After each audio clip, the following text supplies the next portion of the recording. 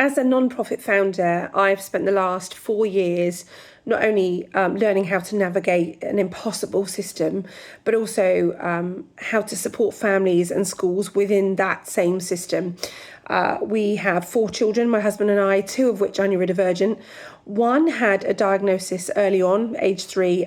His autistic self presented itself quite easily, whereas our other son, who is still in mainstream education, it has had to be an endless fight, and we're talking about years, and we still don't have an official diagnosis. We're able to guide families because we're learning as we go. There's an option that we know as the right to choose, but there's so much information out there that parents and carers simply can't access because they don't know what they're looking for. I think the reason that so many families are getting to tribunal and then settling and winning is because it's ridiculous.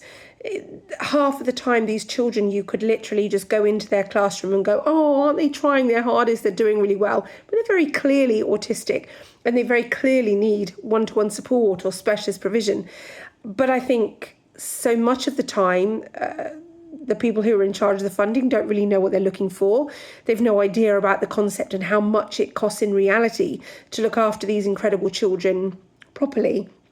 It just feels like until the system is almost rebuilt, I don't think things are going to get any better anytime soon, which is very negative. But it makes me feel very sad because these lovely autistic children, any neurodivergent child, they deserve to have an education, whether that be in a mainstream, in a specialist education, alternative provision, or at home. Every child has the right to have an education so that they can achieve their own personal best. And I think at the moment, the way the EHCP process is, the way the diagnosis system is, that's simply not happening for so many, as we've heard with this report.